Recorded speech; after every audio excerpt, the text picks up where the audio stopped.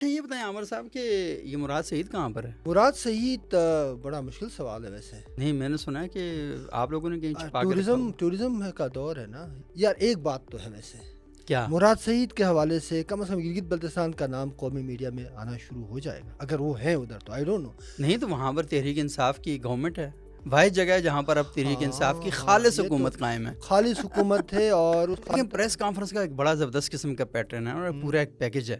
وہ پیکج کیا ہے؟ گرفتاری 2 ہفتے اندر, اس کے بعد باہر آتے ہیں, واٹس ایپ پر میسج جاری کیا جاتا ہے کہ پریس کانفرنس ہو رہی ہے. اور پریس کانفرنس کا کانٹینٹ کیا ہوتا ہے؟ 4 آنسو. میں سیاست سے دستبردار ہو رہا ہوں, پی ٹی آئی کے کسی قسم کا کوئی عہدہ میرے پاس نہیں ہے, اور سب سے اہم بات مجھ پر کسی قسم کا کوئی دباؤ نہیں ہے. ہم یہ سوچتے تھے اور ہمیں یہ کہا جاتا تھا کہ عمران خان صاحب جو ہیں وہ 10 سال کے لیے آئے ہیں, اور ساتھ ہمیں یہ بھی بتایا جاتا تھا کہ نئی نسل کو, اور وہ طبقہ نا جیسے ذرا ممی ڈڈی قسم کی, ایک مولوی صاحب نے کہا تھا اس لیے میں یہ لفظ کہہ رہا ہوں, انہوں نے کہا تھا ممی ڈڈی برگر کلاس.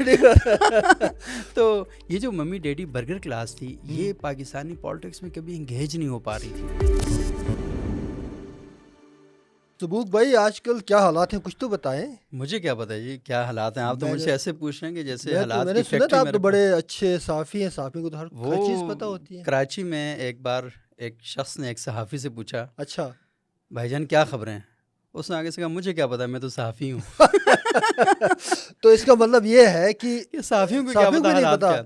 دیکھیں حالات آج کل آپ کو پتا ہے کہ ڈیالہ جیل سے نکلتے ہیں اور پریس کلب میں آگے رک جاتے ہیں. ارے واہ, یہی حالات ہیں بس سارے. اور پریس کلب سے آگے بات جاتی بھی نہیں, آپ یہ بتائیں نا پریس کلب سے آگے تو نہیں, وہاں سے جب نکلتے ہیں تو پی ٹی آئی کے رہنما ہوتے ہیں اور سیاستدان ہوتے ہیں, اور جو ہی پریس کلب میں آتے ہیں نہ سیاستدان رہتے ہیں نہ ہی پی ٹی آئی کے رہنما ہوتے ہیں. یہ سارا قصور پریس کلب کا لگ رہا ہے مجھے. یہ پریس کلب بند کرنے چاہیے, میں سیریس آپ کو بتا رہا ہوں, کیونکہ نہ پریس کلب ہوں گے نہ ہوگا بانس, نہ بجے کی بانسری, یہ ساری صورت. اچھا یہ بتائیں عامر صاحب کہ یہ مراد سعید کہاں پر ہے؟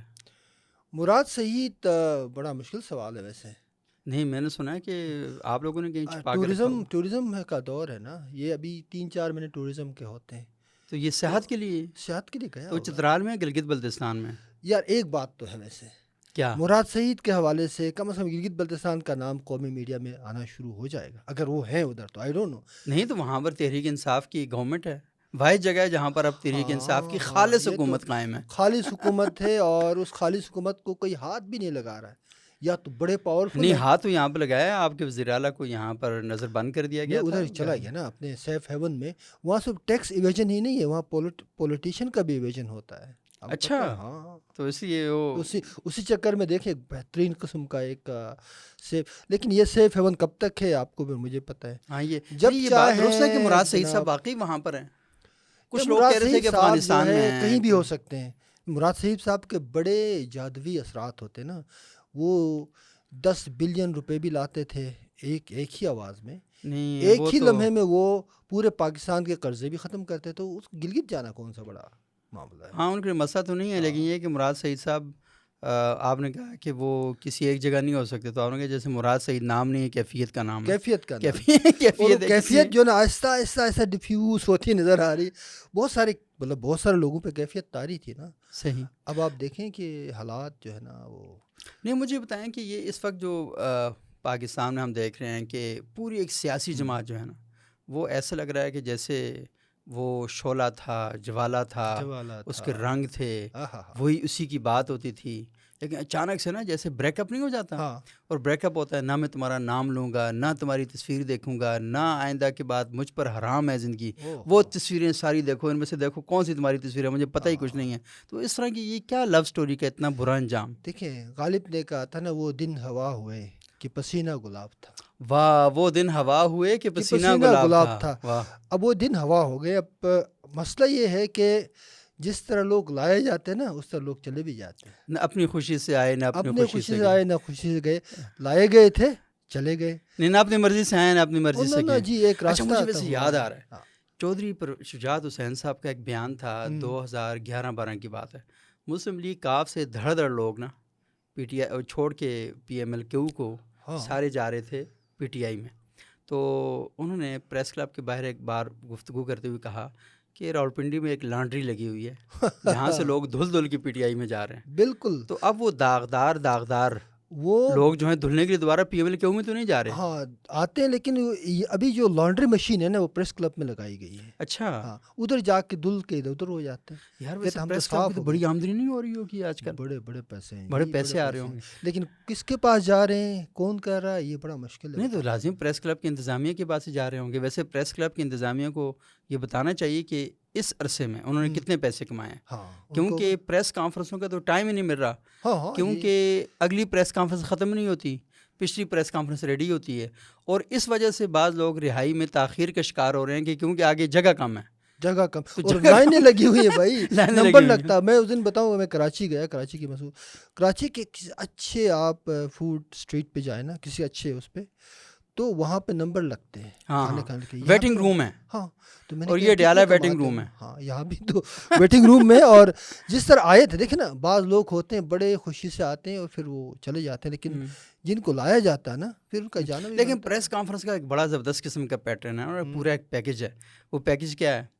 گرفتاری 2 ہفتے اندر، اس کے بعد باہر آتے ہیں، اناؤنسمنٹ ہوتی ہے کہ آپ پریس کانفرنس کریں گے اتنے بجے. پریس کلب نوٹیفیکیشن جاری کرتا ہے، اور کیونکہ اب پریس کلب کو پریس ریلیز جاری کرنے کی ضرورت نہیں پڑتی، کیونکہ اتنی تیزی کے ساتھ ہو رہی ہے کہ واٹس ایپ پر میسج جاری کیا جاتا ہے کہ پریس کانفرنس ہو رہی ہے. اور پریس کانفرنس کا کانٹینٹ کیا ہوتا ہے؟ 4 آنسو. ہاں جی. اور میں سیاست سے دستبردار ہو رہا ہوں، پی ٹی آئی کے کسی قسم کا کوئی عہدہ میرے پاس نہیں ہے، اور سب سے اہم بات، مجھ پر کسی قسم کا کوئی دباؤ نہیں ہے. ہاں یہ سب سے بڑی بات ہے. اور مجھے یہ بتائیے، نظریاتی سیاست کی بات ایک زمانے میں خان صاحب بہت کرتے تھے. یہ نظریاتی سیاست ہوتی کیا ہے ویسے مجھے بتائیں. یہ مجھے تو ہمیں تو سیاست نظر نہیں آتی، آپ کو نظریاتی سیاست. لیکن بڑے دعوے تو کرتے تھے نا. خان صاحب خود کہتے تھے بھائی ہماری سیاست نظریاتی ہے اور ہم جو ہے پاکستان کو بالکل بدل کے رکھ دیں گے. اور جو خان صاحب کے حلقہ اس میں شامل ہوتا تھا، حلقہ احباب میں، وہ نظریاتی بن جاتا تھا. وہ دیکھیں کہ ہماری سیاست نظریاتی ہے اور قوم بڑی جذباتی ہے. تو مسئلہ اصل میں یہ ہے کہ جو کمبینیشن تھا نا، جو کومبو بنا ہوا.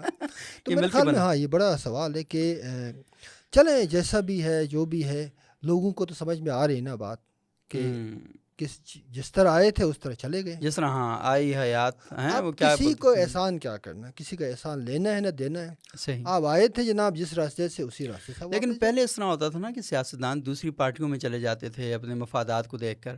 لیکن یہ جو سیاستدان ہیں یہ کیا کر رہے ہیں؟ یہ تو سیاست سے ہی لا تعلقی کا اعلان کر رہے ہیں. یہ تو دیکھیں، یہ تو بہت جلد بازی. تو پھر کیا کریں گے؟ کوئی کاروبار کریں گے، ملک چھوڑ کے چلے جائیں گے. یہ سیاست سے دستبردار ہی کاروبار کے لیے ہو رہے ہیں نا. وہ آلریڈی کاروبار کر رہے تھے. ہاں جی دیکھیں نا، جب کاروبار میں نقصان ہونے لگتا ہے تو پھر لوگ سوچتے ہیں نا. بڑے ریشنل ہیں بھائی سیاستدان، آپ معمولی نہ سمجھیں. ان کو سب چیز کا پتہ ہے کہ میں نے کیا کاروبار کب کرنا ہے، کیسے کرنا ہے. صحیح. یہ ٹریننگ ہے نا ان کی پوری. ایک ہمارے یہاں جو نرسری ہے سیاست کی، وہ تو اوپری لیول پہ ہی شروع ہوتی ہے. کالجز یونیورسٹیز میں تو آپ کے ہیں نہیں. ہاں نہیں، وہاں تو سیاست پر پابندی ہے. پابندی ہے تو اوپر تو ہی ہوتا ہے. بلکہ وہاں جو ہے وہ سیاست کم اور سیاست زیادہ ہے. سیاست ہاں، اس میں جو سیاہی ہے نا وہ بہت زیادہ پیدا ہو گئی ہے. اچھا ویسے یہ بڑا ایک سیریس سوال ہے کہ ہم یہ سوچتے تھے اور ہمیں یہ کہا جاتا تھا کہ عمران خان صاحب جو ہیں وہ 10 سال کے لیے آئے ہیں، اور ساتھ ہمیں یہ بھی بتایا جاتا تھا کہ نئی نسل کو، اور وہ طبقہ نا جیسے ذرا ممی ڈڈی قسم کی، ایک مولوی صاحب نے کہا تھا، اس لیے میں یہ لفظ کہہ رہا ہوں، انہوں نے کہا تھا ممی ڈڈی برگر کلاس. تو یہ جو ممی ڈیڈی برگر کلاس تھی، یہ پاکستانی پالیٹکس میں کبھی انگیج نہیں ہو پا رہی تھی. تو عمران خان صاحب نے آ کے اس کو انگیج کیا. کیا قصور ہے؟ 1980 کی دہائی میں MRD انہوں نے دیکھی تھی. 1960s کی ایوب خان کے خلاف پبلک ریزسٹنس انہوں نے نہیں دیکھی. 70s میں کیا ہوا تاریخ میں، تاریخ بلیک آؤٹ ہے. جو بندہ 90s کے بعد پیدا ہوا اور پہلی دفعہ سیاسی نظام کو تھوڑی بہت سوشل میڈیا سے اور ذریعوں سے ان کو پتہ چلا، تو یہ وہ کلاس ہے جن کو یہ لگتا ہے کہ یہ شاید عمران خان کے آنے کے بعد ہی یہ سارے معاملات ہوئے. پاکستان میں تو پہلے سے تھے سیاست میں نا. تو اس لیے مطالعہ پاکستان کی جو پیداوار ہے اس میں کوئی گڑبڑ سی مطلب ان کا یہ ہے کہ ان کو ہسٹری صحیح طرح نہیں پڑی تو یہ مطالعے کے بجائے مغالطوں کا شکار ہے. اب ان کو لگتا ہے کہ شاید یہ پہلی دفعہ ہوا ہے. بھائی پاکستانی تاریخ میں تو یہ نارمل سی بات ہے, کس کو آپ اٹھائیں کہ ویسے عامر صاحب مجھے لگتا ہے کہ آپ نے گفتگو کا رخ اس طرف موڑ دیا ہے کہ جس کے بعد شاید مجھے اور آپ کو بھی پریس کلب جا کر پریس کانفرنس کرنی پڑے گی.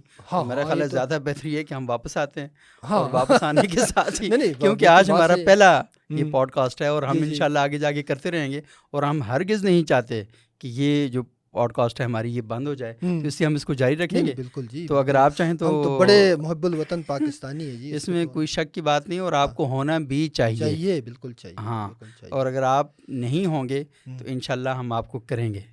ہاں, تو میرا اگلے پروگرام تک بنتا ہے. ہاں, یہ ہونا بنتا ہے اور رونا بھی بنتا ہے. وہ اس کا اگر ہونے سے نہیں بنے گا تو پھر رونے سے بنے گا. جان پال سارترے کا تھا, کس کا تھا, you are condemned to be free.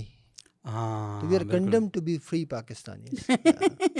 یہ دیکھیں ناظرین, میں نے نہ اس طرح کوئی بات کی نہ اس طرح کوئی بات سنی, ساری باتیں انہوں نے کی ہیں. اور اگلے پروگرام میں انشاءاللہ دوبارہ ہم آپ سے ملاقات کریں گے اور کوشش کریں گے کہ وہ اچھی اچھی باتیں کریں. آج ہمارا فرسٹ پوڈ کاسٹ تھا, بغیر کسی تیاری کے ہم آپ کے سامنے آئے ہیں, کیونکہ جب ہمارے سیاستدان بغیر تیاری کے آپ کے سامنے آتے ہیں, ہمارے مولوی صاحبان بغیر تیاری کے آپ کے سامنے آتے ہیں, ہمارے لیڈر تقریریں آپ کے سامنے بغیر تیاری کے کرتے ہیں, ہم IMF میں بغیر تیاری کے چلے جاتے ہیں, ورلڈ فورم پر تقریریں کرنے کے لیے بغیر تیاری کے جا سکتے ہیں, تو میں نے سوچا آج ہم بغیر تیاری کے ایک پوڈ کاسٹ کرتے ہیں اور دیکھتے ہیں اس کے کیا اثرات پڑتے ہیں.